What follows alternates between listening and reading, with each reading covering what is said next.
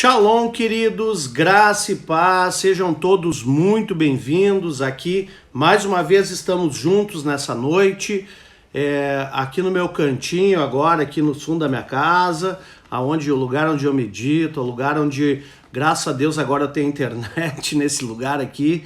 Então estamos juntos aqui no Instagram e espero que aqui no YouTube, porque na sexta-feira eu tive que iniciar o YouTube, desligar o YouTube, iniciar o YouTube, porque o Instagram não estava entrando. E aí quando eu fui ver, depois o YouTube não tinha gravado a live. Daí eu tive que copiar do Instagram. Bom, mas eu espero que hoje esteja funcionando. Então, muito bem-vindo a todos. Deixa eu dar um oi aqui pra galera. Kátia, deixa eu botar meu óculos aqui para melhorar o negócio. Kátia, Thiago César, Cris Volpato, Wateis Santos, eu acho que é assim, Wateis Santos.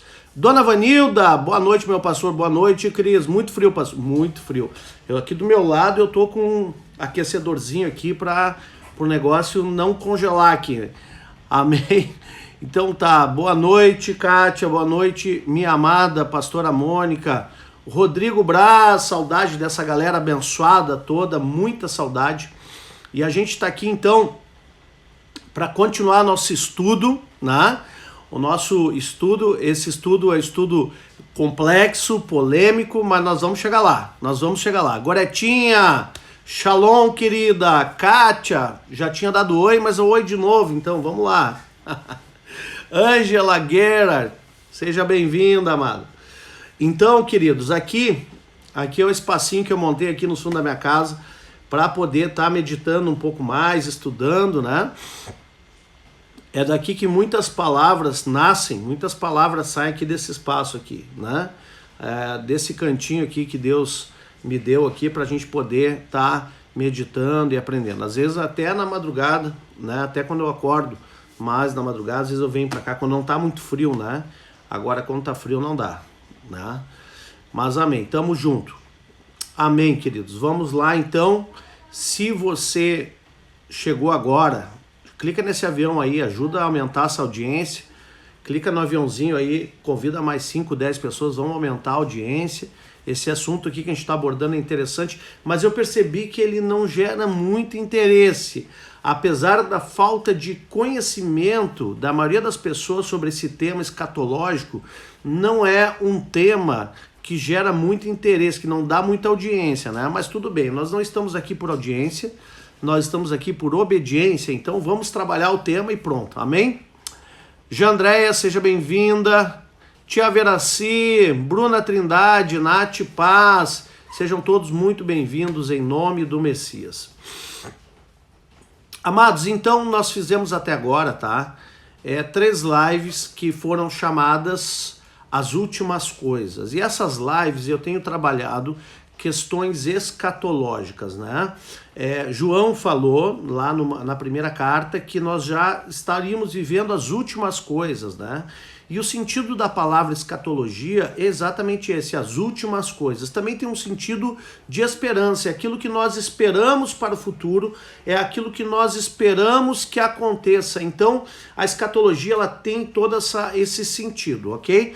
Então, nós estamos esperando que o Senhor nos abençoe e que nós possamos ir para o céu com o Senhor quando Ele vier buscar, arrebatar a sua igreja. E isso se nós formos pré- ou meso-tribulacionistas, porque se nós não formos meso-tribulacionistas, ou se Jesus voltar somente ao final da tribulação, nós não iremos para o céu, nós seremos arrebatados até as nuvens e voltaremos então para a terra, para as questões finais, né? Nós veremos hoje um pouquinho dessa teoria, enfim, se assim o Senhor nos permitir, né? Queridos, primeiramente eu quero te dizer o seguinte, se você ainda não me segue no Instagram, eu quero convidar você a me seguir no Instagram, clica lá, @awpaz, e ali no link da minha bio, você vai encontrar um link aonde você vai encontrar um canal do Telegram, e esse canal do Telegram eu publico conteúdos ali, conteúdos bíblicos, aonde estou investindo para crescimento, né? Daqueles que estão ali seguindo. Então é um canal de conteúdos devocionais, enquetes, é um canal onde eu publico o link dos vídeos que eu produzo, né? Os vídeos da igreja, enfim, tudo está lá. E também ali nesse link da minha bio você vai encontrar um canal do YouTube, onde todos os vídeos vão para o YouTube. Já, na verdade, são gravados ao vivo no YouTube, né? Então lá você vai encontrar tudo isso no link da minha bio. E também um canal de contribuição. E caso alguém desejar contribuir com a nossa chamada, com o nosso ministério, também pode. Deixa eu tirar aqui, tá muito forte esse aquecedor. Tá frio, mas não dá para torrar, né? Se por acaso você deseja contribuir na nossa chamada, lá vai ter um link para isso. E eu quero agradecer a fidelidade de todos que estão, de certa forma, contribuindo para a manutenção da nossa chamada, do nosso ministério, da Igreja Batista Nacional de Porto Alegre, Ministério Nexus. Amém, querido? Então, vamos lá. Deixa eu dar oi para mais algumas pessoas que chegaram agora. Eneida, Shalom, Eneida, que feijoada top, hein, Rafa? Rafa, que feijoada top ontem, parabéns pra galera da Transformação Social. Michele Braz, Rê Santos, Shalom, Shalom, Lise. Amém. Vamos lá então. Sem mais delongas, vamos ao tema, que hoje vai ser um dia especialíssimo. Laisa Trindade, seja bem-vinda. Vamos lá então, queridos. O que nós vimos até agora? Nós vimos o milênio, ok? Nós dedicamos uma live para falar das coisas do fim e estudar a questão do milênio.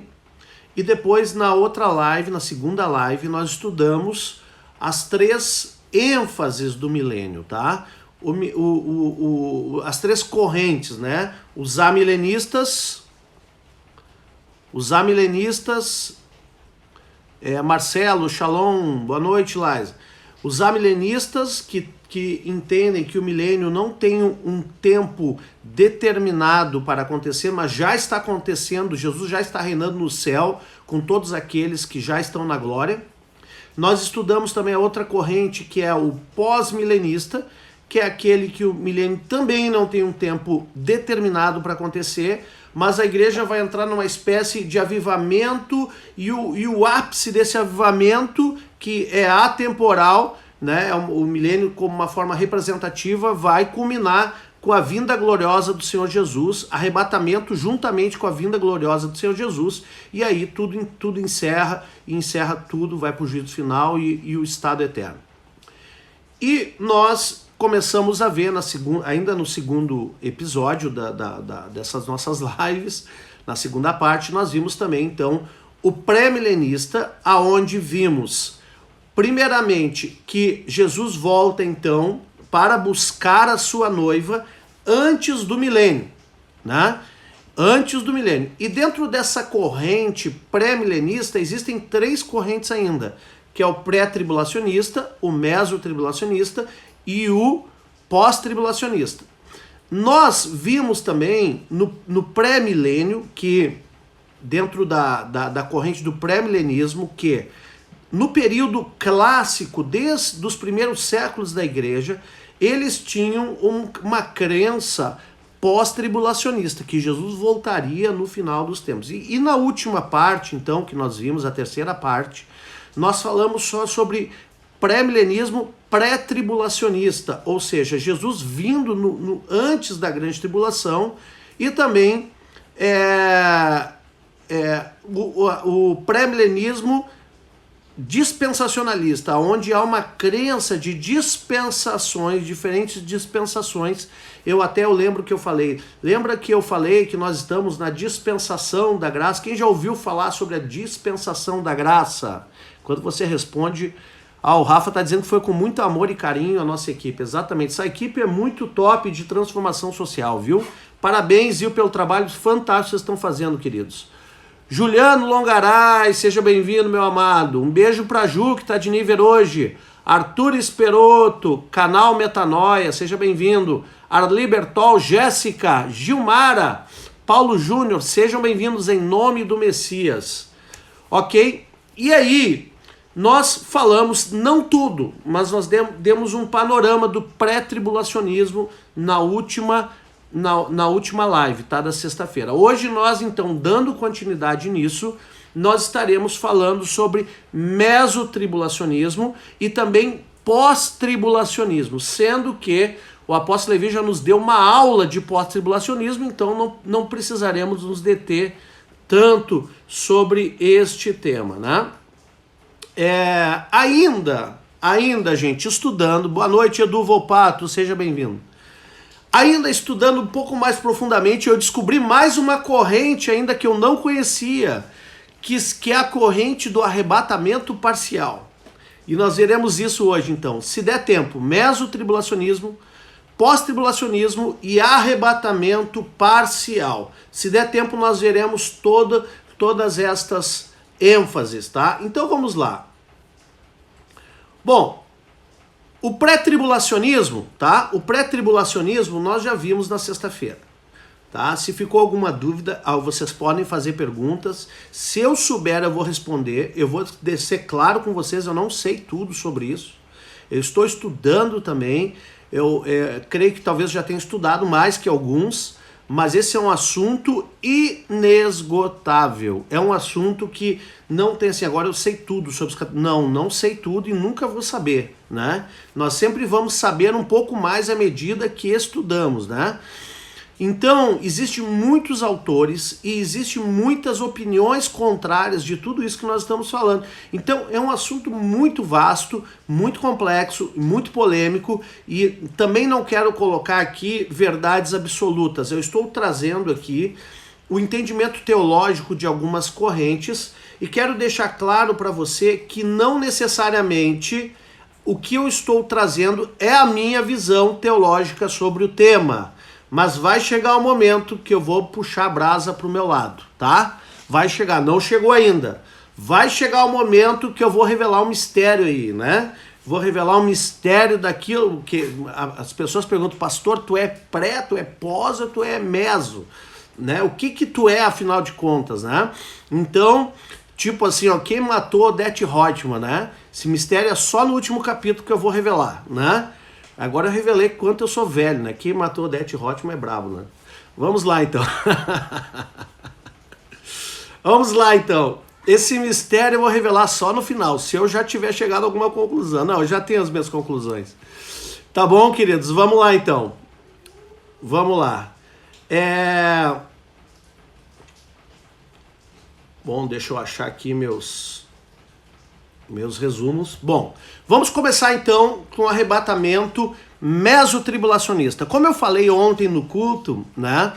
Nós sabemos, e eu não vou entrar hoje nas 70 semanas de Daniel, isso provavelmente nós começaremos a falar amanhã.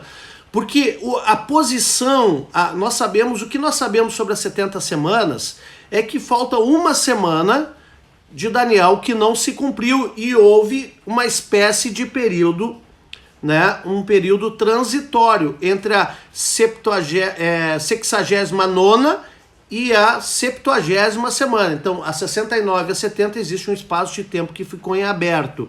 E tem um motivo para isso, tá? Tem um motivo para isso. Provavelmente eu vou falar sobre isso amanhã, porque isso está diretamente ligado ao arrebatamento. Isso também está diretamente ligado à primeira, ou no início da semana, ou se é no meio da semana, ou se é no fim da semana que Jesus vai voltar. Isso tem a ver com as profecias de Daniel. Então nós vamos entrar nisso amanhã, provavelmente, se der tempo. Hoje nós vermos mesotribulacionismo, pós-tribulacionismo e arrebatamento parcial. Vamos lá. Então, o mesotribulacionismo, tá? O significado dele é exatamente Jesus voltando no meio da semana, da última semana. Ou seja, no período de entre tribulação e grande tribulação. Ali quando a gente estuda o princípio das dores, que nós veremos mais lá na frente isso também, nós veremos que existe, tá?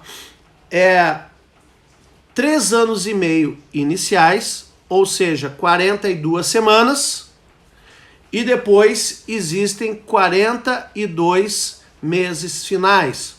As primeiras 42 semanas, chamada de tribulação, são os 3 anos e meio iniciais desse período de 7 anos.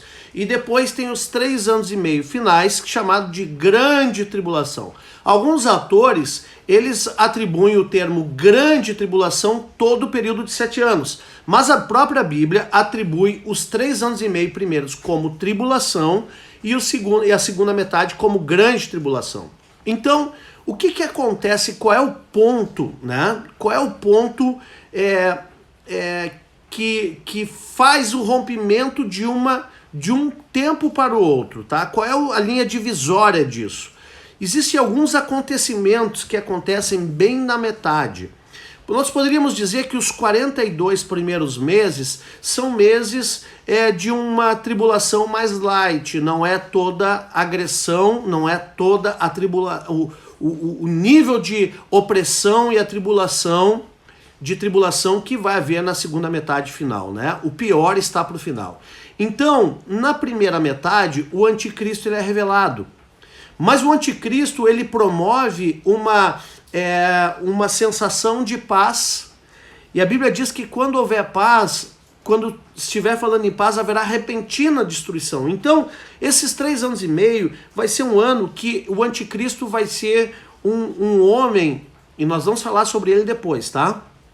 Mas ele vai ser um homem que vai promover a paz, ele vai conseguir alguns acordos, ele vai resolver o problema lá da Palestina, dos povos árabes, ele vai fazer muitas coisas e ele vai ser, ele vai liderar e ter assim vamos dizer, uma aceitação universal, inclusive para os judeus, né? Para os judeus, e ele vai enganar muitos, porque muitos serão, né? Muitos pensarão que ele é o verdadeiro Cristo. Ele vai enganar muitos. Então, nesses primeiros 3 anos e meio, nós vamos ter esse quadro. E os mesotribulacionistas, eles acreditam que a igreja vai passar esses 3 anos e meio aqui na Terra, presenciando esses momentos, mas qual é o ponto de ruptura? É quando ele se mostra quem verdadeiramente ele é, a natureza. E a Bíblia diz que o abominável da desolação, tá lá em Mateus 24, ele vai sentar, né, no trono, no lugar santo, ou seja, em Jerusalém.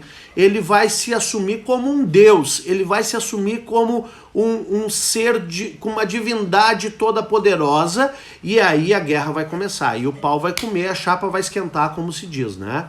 Então, esse é o ponto que os mesotribulacionistas acreditam que a igreja, então, será poupada dessa ira final, desse tempo final, né?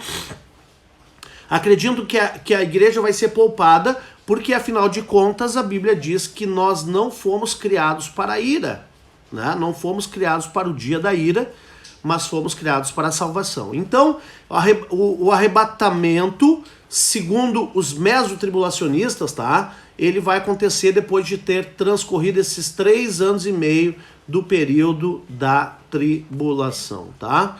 Algumas provas, tá? Que muitos mesotribulacionistas se apegam, tá? Vamos ler em 1 Coríntios 15, versículo... Deixa eu ver o versículo aqui. 1 Coríntios...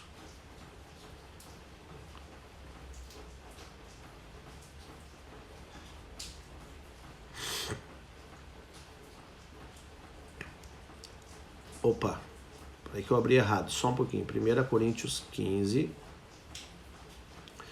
Vamos ver aqui. Vamos ver se aqui pelo 50. Vamos ler pelo 50, olha só. Vamos ler agora esse texto, tá? É interessante que se nós pegar o mesmo texto e nós tivermos uma cabeça pré-tribulacionista, nós vamos enxergar coisas pré-tribulacionistas. Se nós tivermos um viés mesotribulacionista, nós vamos enxergar alguns pontos que encaixam com esse mesotribulacionismo. Se nós formos pós-tribulacionismo, nós vamos encontrar pontos que talvez se encaixem com esse nosso pós-tribulacionismo. Então, eu não estou aqui defendendo nenhuma das correntes, mas eu estou lendo aqui que esse texto agora com viés mesotribulacionista para que vocês compreendam o pensamento mesotribulacionista, ok? Então aqui em 1 Coríntios, capítulo 15, versículo 50, diz assim: isto afirmo, irmãos, que a carne e o sangue não podem herdar o reino de Deus, nem a corrupção herdar a incorrupção. Né? Está falando do que? A corrupção do corpo, né? O corpo corruptível. Eis que vos digo um mistério: nem todos dormiremos, mas transformados seremos todos. Ou seja, nem todos vão morrer, vão passar pela morte, mas seremos transformados. Quando? Na ocasião do arrebatamento, tá? Aí no 52, no momento, num abrir e piscar de olhos, ao ressoar da última trombeta, a trombeta soará, os mortos incorruptíveis, né? Restarão incorruptíveis, perdão, os mortos restarão incorruptíveis, primeiro, tá? E nós seremos, nós que estaremos vivos, né? Se nós estivermos vivos, seremos transformados, porque é necessário que este corpo corruptível se revista de incorruptibilidade e que o corpo mortal se revista da imortalidade. E o que é mortal se revestir de imortalidade, então se cumprirá a palavra que está escrita: tragada foi a morte pela vitória, né? E aí continua falando: onde está a morte, o teu aguilhão, porque Jesus venceu a morte, né? Quando Jesus foi ao inferno, ele pegou a chave do inferno, da morte, né? Da vida da morte, tirou da mão do diabo, e agora, então, a morte não está mais na mão dele, né? Então, olha só, esse texto aqui, ele mostra, tá, um tempo que num piscar de olhos, haverá um evento sobrenatural. Ou seja, os mortos ressuscitarão e a igreja, ela é arrebatada nos ares. Ou seja, aqueles que, tanto os mortos que já haviam morrido, né? Claro que não tem morto que não morreu ainda, né? Mas que já haviam morrido e tiveram então seus corpos restaurados, né? Não agora no aspecto, num corpo de carne, embora se nós formos estudar um pouco sobre a ressurreição dos mortos, que é a doutrina de Cristo em Hebreus 6, nós veremos que Jesus, né, ele apareceu, né, ali para os seus discípulos. Ele podia estar num lado, de repente ele podia estar no outro, né, como um teletransportamento, né? Mas a aparência dele era a aparência como ele era quando estava em carne na terra. O corpo era glorificado, mas as chagas estavam nas mãos, né? Então, nós vemos assim que provavelmente, e Jesus falou: ó, toca aqui nas minhas chagas, Tomé. Então, ele pode ser tocado, ele pode ter uma aparência similar ao que nós temos hoje, mas Jesus, ele poderia também entrar numa sala e não pela porta, ele poderia passar. Então é um corpo glorificado que não necessariamente é feito dessa matéria tal como nós conhecemos aqui na Terra, né? Então esse é o corpo que nós teremos, um corpo incorruptível, e esse é um corpo eterno, porque tanto aqueles que morreram em Cristo como a igreja que estará viva durante o arrebatamento, que for arrebatada nas nuvens, receberá então esse corpo incorruptível. E segundo, então, a corrente mesotribulacionista, nesse momento a igreja então sobe para a eternidade e desce com o Messias quando vier então o dia glorioso, ou seja, a volta gloriosa de Jesus. Porque nós não podemos confundir essas duas vindas segundo essas duas primeiras teorias, que é a pré-tribulacionista como a mesotribulacionista, aonde Jesus vem primeiro para arrebatar a igreja e depois ele voltará com a igreja para a terra, ele desce, arrebata a igreja, leva para o céu e depois volta com a igreja para a terra para, então, essa segunda volta, tá? É a volta gloriosa de Jesus, que é diferente do arrebatamento. Essa volta gloriosa é onde ele coloca o pé, então, no Monte das Oliveiras e vai em direção à porta dourada que está selada desde o tempo de Jesus, a porta dourada do Muro de Jerusalém, que dá direto aonde fica o templo. Então, olha só, nós vemos que aqui, então, é um apoio que os mesotribulacionistas têm, né? E quando ele fala, tá, um aspecto interessante desse texto, que ele diz assim, ó, no 52, no momento de um abrir e piscar de olhos, ao ressoar da última trombeta. Opa! Aqui há um apoio escatológico, que nós sabemos que lá em Apocalipse existem 7 trombetas. E parece, né, segundo a interpretação tribulacionista, que essa 7ª trombeta, ela fica exatamente aonde inicia, então, fecha o primeiro ciclo das 42 semanas e inicia um novo ciclo de 42 semanas. Amém, queridos? Vamos lá, então.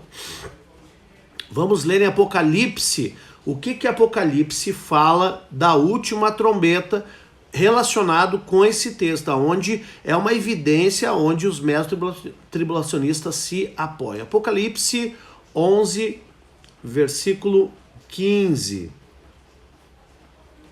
Quem está acompanhando aí?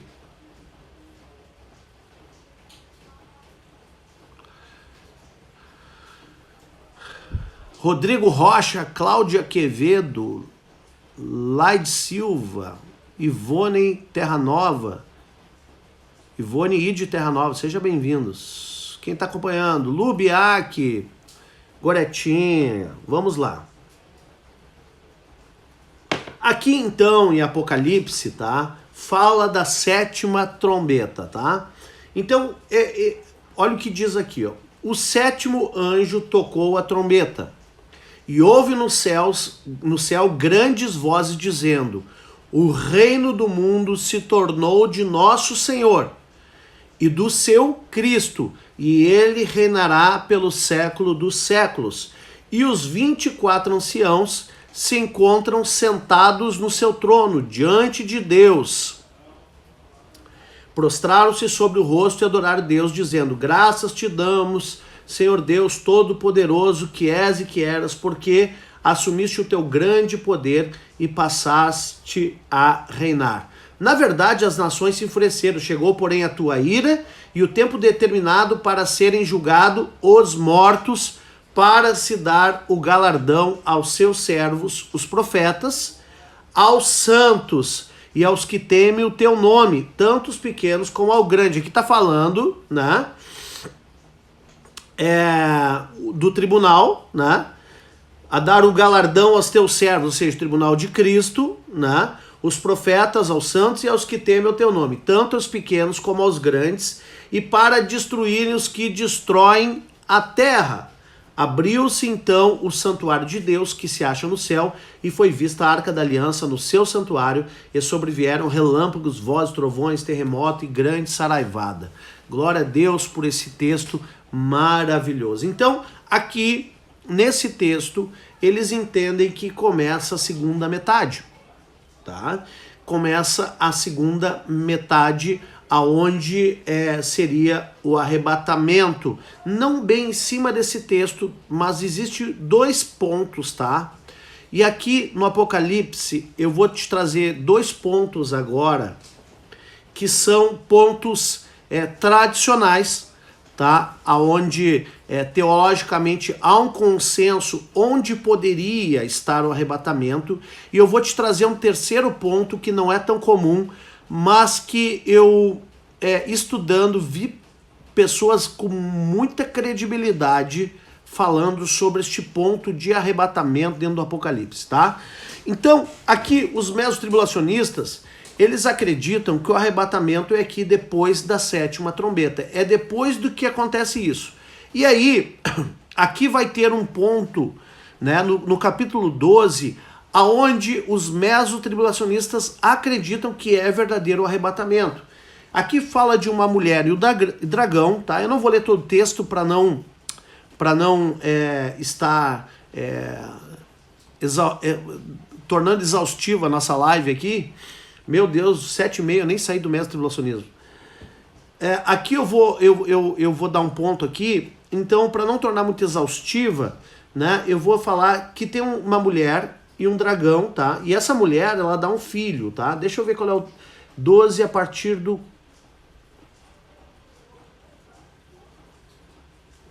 Gente, vamos ler que é mais fácil, tá?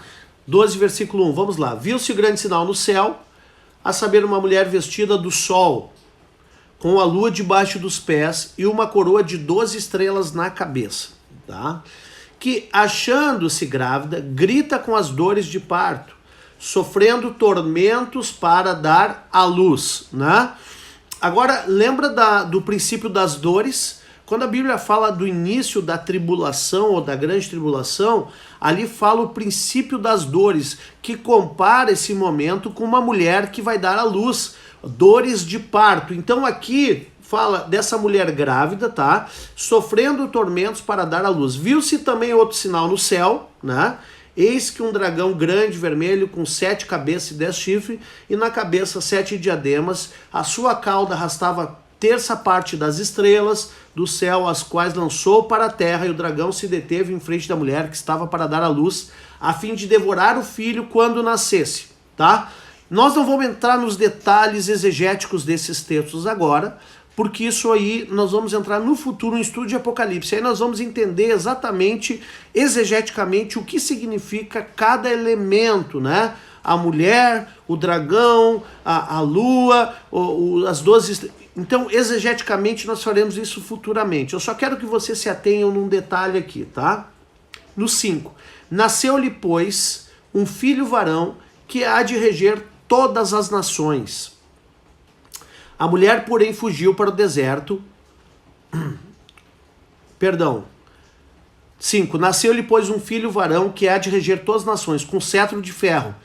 E o seu filho, olha esse texto exatamente, e o seu filho foi arrebatado para Deus até ao seu trono. A mulher, porém, fugiu para o deserto, onde lhe havia Deus preparado lugar para que nele a sustente durante 1260 dias. 1260 dias são as 42 semanas. Não esqueçam de um detalhe, tá?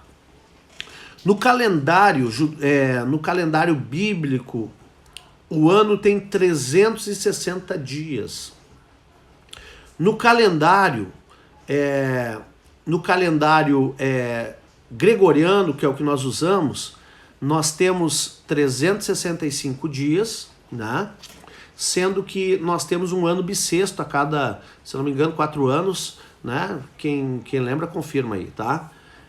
E aí, esse ano bissexto, ele tem um dia a mais. Então, só que no calendário bíblico são 360 dias, 12 meses de 360 dias.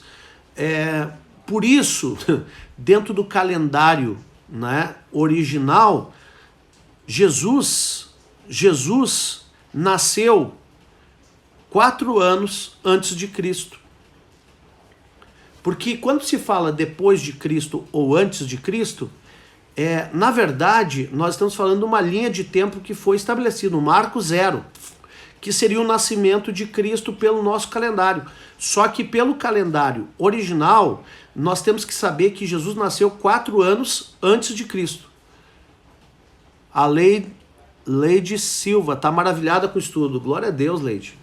Vamos lá, vamos estudar, porque nós estamos vivendo momentos em que nós temos que estar atentos aos sinais do céu, temos que estar atentos aos sinais dos últimos tempos, porque, olha, tudo que está acontecendo não é por acaso, e nós precisamos verdadeiramente estudar um pouco a palavra para que nós possamos, então, mergulhar mais profundamente. Então, aqui nesse texto, tá, aonde esse filho que é arrebatado para o céu até o seu trono, é um ponto que os mesotribulacionistas, eles acreditam que é uma indicação do Apocalipse para o arrebatamento, ok?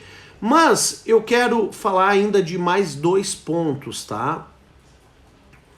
Quero refalar aqui de mais 2 pontos. O interessante é que parece que a escrita, ela não é exatamente cronológica desses acontecimentos, tá? Mas vamos supor que sejam, tá? Só para fins de estudo aqui. Os 3 primeiros capítulos de Apocalipse, tá?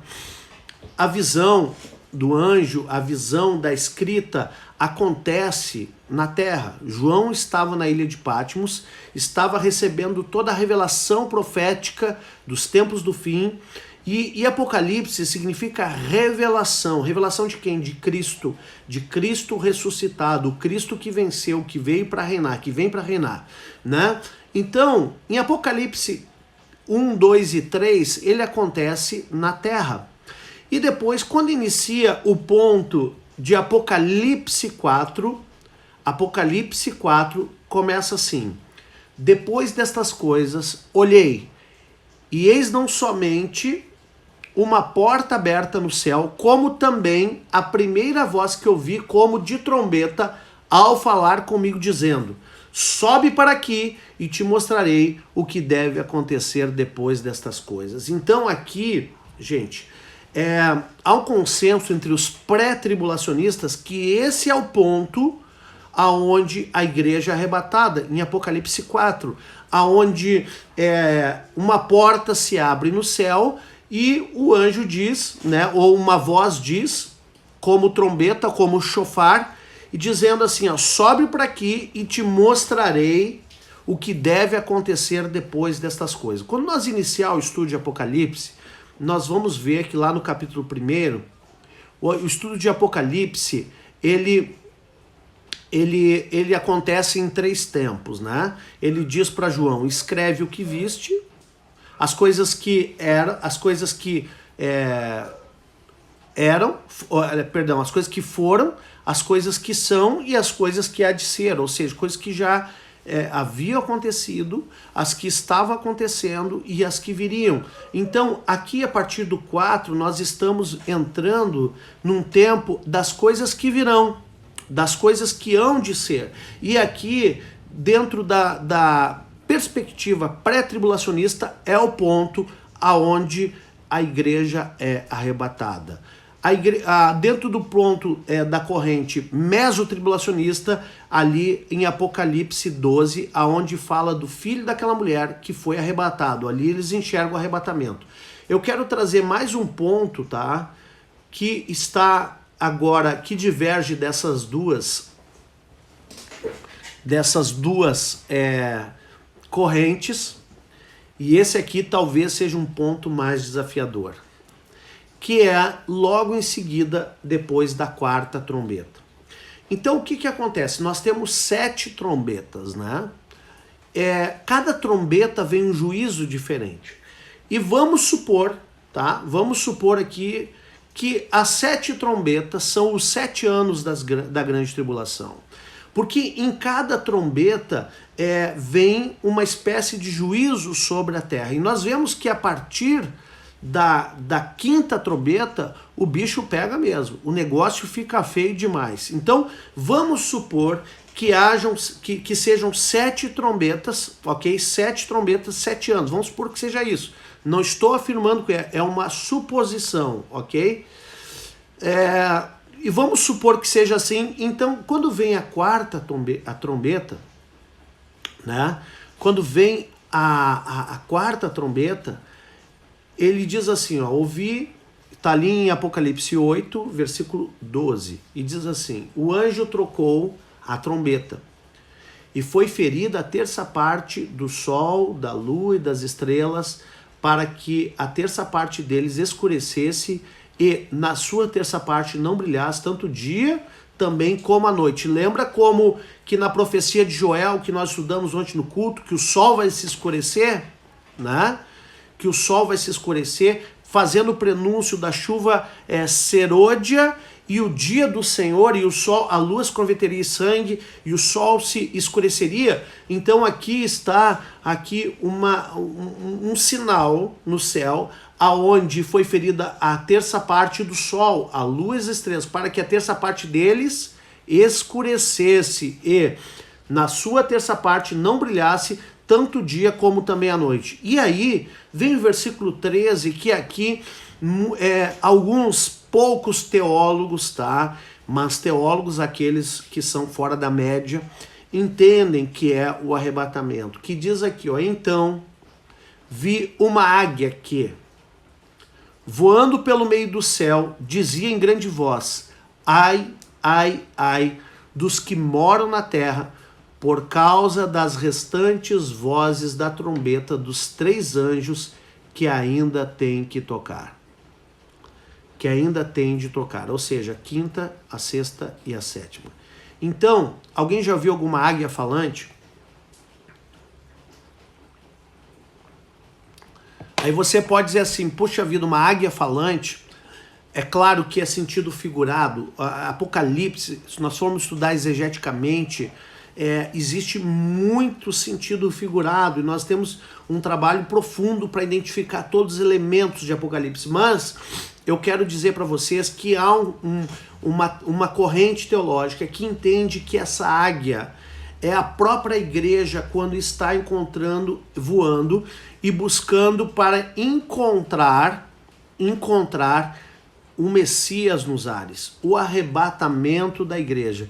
E essa águia diz o seguinte: ai dos que moram na terra por causa das restantes vozes. Então, é alguém que saiu da terra e lamentou por aqueles que ficaram na terra por causa das 3 trombetas que ainda restavam, né? Então, esse aqui é um ponto só em desenho. Opa! Águia falando só em desenho, deve ser isso, né? Então, aqui também é um ponto, tá? Que há uma percepção teológica que alguns creem que fala do arrebatamento, né? Por esse viés aqui, tá? Parece que muito evidente que a igreja vai passar a primeira metade e a segunda metade vai ser, então, liberada. Seria um meio termo entre o pré-tribulacionismo e o pós-tribulacionismo, entendendo que são eventos distintos, o arrebatamento da igreja e a vinda gloriosa do Senhor Jesus ali para reinar, no final da grande tribulação. Amém? Vocês estão entendendo até aqui?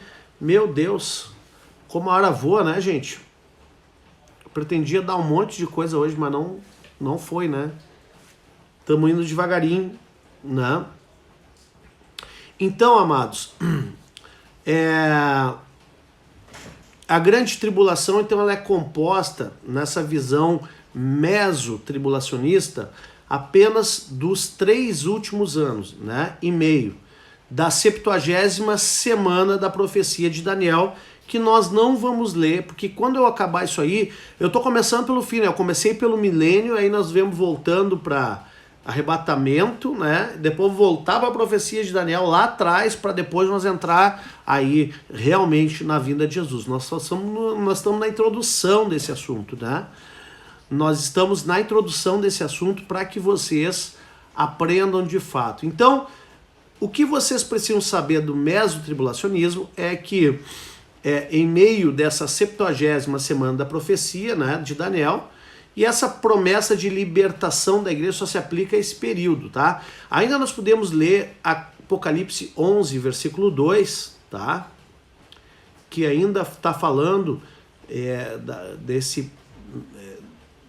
está falando aqui sobre a questão do mesotribulacionismo, né?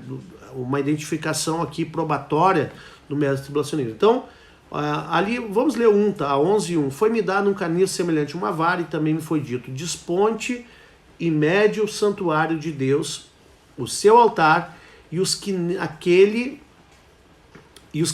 adoram. Mas deixa de parte o átrio exterior, o santuário, e não meças, porque foi ele dado aos gentios estes por 42 meses calcarão aos pés a cidade santa. Então o que ele está dizendo aqui, ó? Não, quando fala, o judeu fala gentil, tá? E aqui nós temos que entender que é João que está escrevendo, né? Sempre também tem a separação do lado de lá, né? Mas então aqui, ó,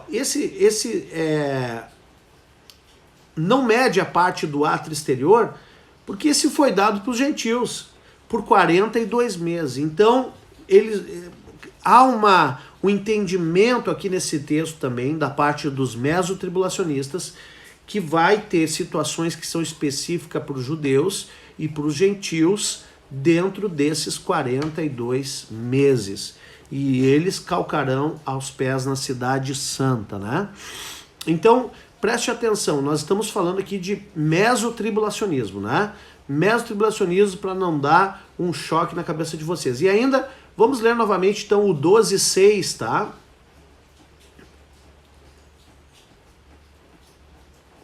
Ó, depois que o filho daquela mulher é arrebatado, como eu falei ali no 5, tá? Que é um ponto onde os mesotribulacionistas acreditam que é o arrebatamento.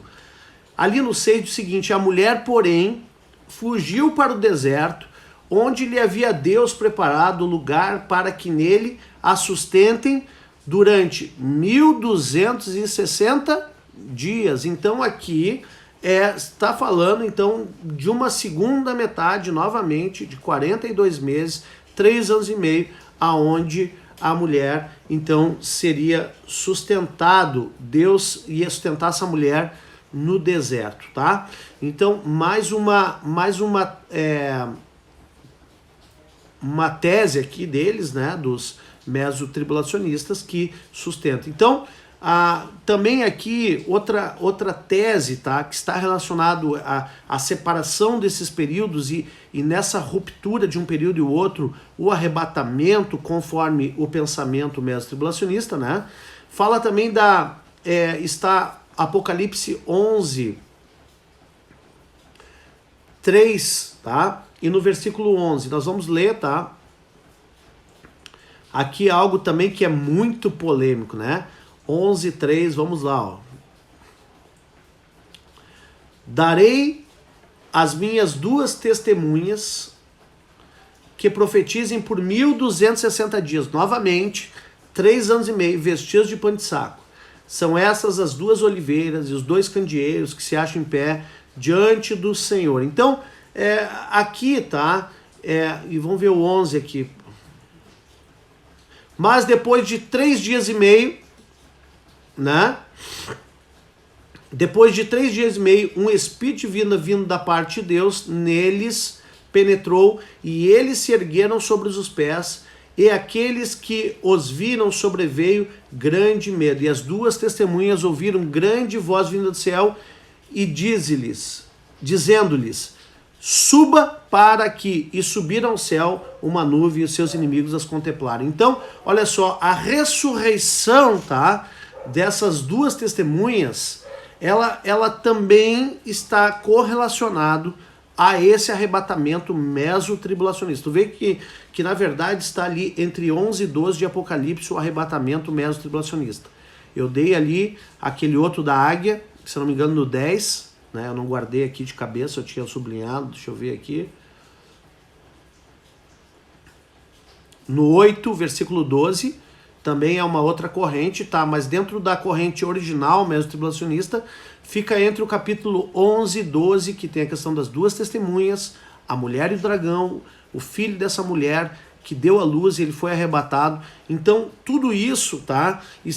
São as comprovações que os mesotribulacionistas entendem que aqui é o ponto de ruptura, que aqui, então, a igreja é arrebatada, né? Amém? Gente, são 19h50. Eu acho que nós vamos deixar o pós-tribulacionismo para amanhã. Não dá mais tempo. Vocês têm alguma dúvida sobre isso? Ainda tem um tempinho, tem alguns 2, 3 minutos aí para nós responder alguma pergunta. Quem é que recebeu o ensino de hoje?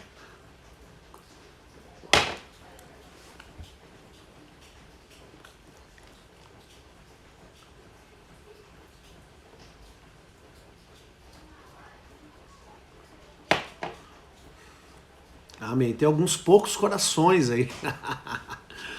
A Leide Silva recebeu. Glória a Deus, Leide. Seja bem-vinda, viu? Você é aqui de Porto Alegre, Leide? A Luizane recebeu. Glória a Deus, glória a Deus. A Kátia diz, vou ter que rever essas aulas. Amém. É isso aí. A Libertol, Jessiquinha. Olha, todas essas teorias, tá? Todo esse ensino não é numa sentada, gente. Eu confesso a vocês que isso vocês precisam estudar profundamente, né? Ouvir, né? Olha só. A Kátia disse, não entra na primeira. Esse assunto é polêmico, é verdade, Cláudia. A Ângela está recebendo, a Gilmar, estou aprendendo, confesso, preciso ouvir e escrever para poder entender, está muito bom.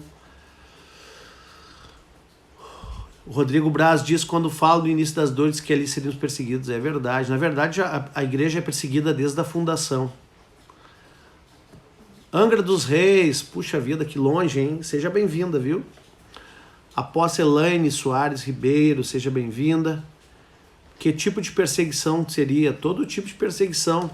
Tipo aquilo que já está começando lá no nosso Supremo, lá tribunal, aonde já isso aí é perseguição. E nós vemos que a igreja foi perseguida desde o início, né? Eu vou falar, nós vamos entrar na época ali no princípio das dores, tá? Que nós não chegamos na grande tribulação ainda, tá?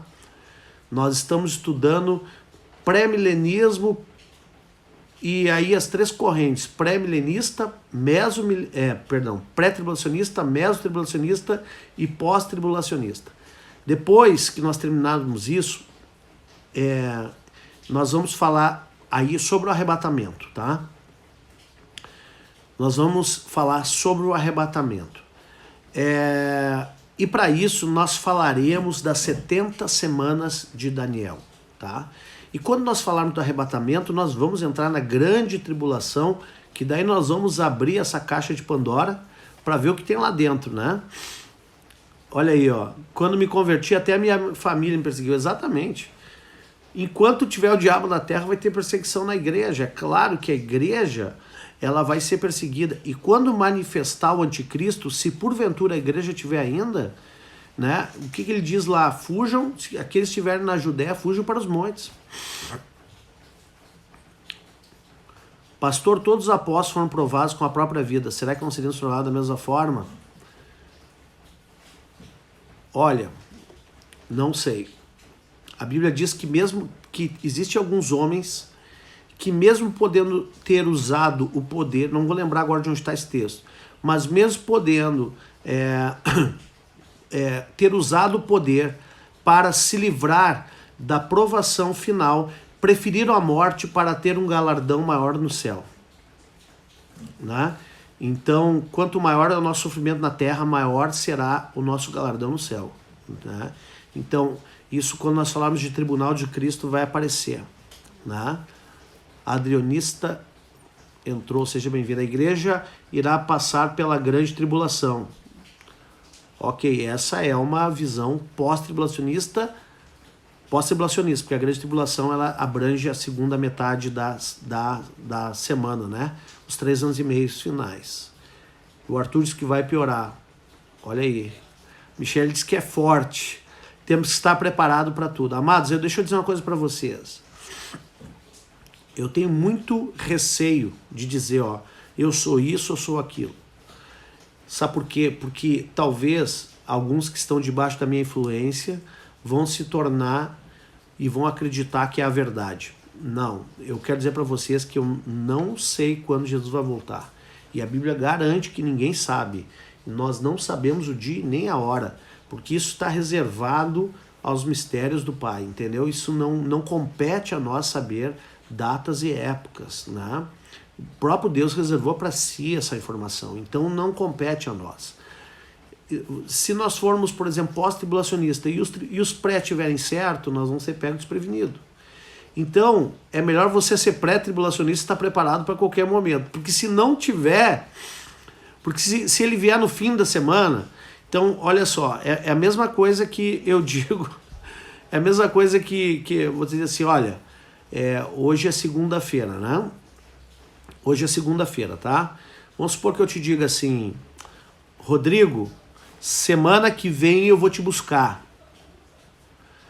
Pastor, mas quando tu vem buscar, tu vem me visitar? Eu vou te visitar, não te buscar, eu vou te visitar, Rodrigo. Semana que vem. Aí a primeira coisa que ele vai perguntar para mim é quando? Não vou te dizer. Eu vou semana que vem. Aí o Rodrigo vai pensar assim, não, mas semana que vem começa domingo. Domingo é o primeiro dia da semana. Depois tem a segunda, terça, quarta, quinta, sexta. E eu não digo se eu vou domingo ou vou sexta ou vou sábado. Eu não digo. Então, se ele é um cara prudente, ele vai estar preparado para me receber no domingo. É ou não é? Ele vai estar preparado para me receber no domingo, ou seja, no primeiro dia. Se eu não vier no primeiro, ele vai continuar preparado para que eu venha no segundo. Se eu não vier no segundo, ele vai continuar preparado. Então, independente da nossa identificação, nós temos que estar preparados para que Jesus volte antes de tudo isso começar. Amém? E pode ser hoje, não sei. Pode ser amanhã, pode ser semana que vem, né? Agora, uma coisa é certa, nós precisamos estar preparados e vigiando para quando a igreja, para quando o shofar tocar, a trombeta tocar e o shofar tocar, né? E nós ouvirmos ali, então, o Senhor nas nuvens descendo e nós irmos, então, nos encontrar com Ele. Amém, queridos? Glória a Deus. Eu espero que vocês tenham sido abençoados. Fiquem na paz de Jesus e até amanhã. Amanhã a gente fala um pouquinho de pós-tribulacionismo e arrebatamento parcial, se der tempo. Em nome de Jesus, fiquem na paz do Senhor. Tchau, tchau.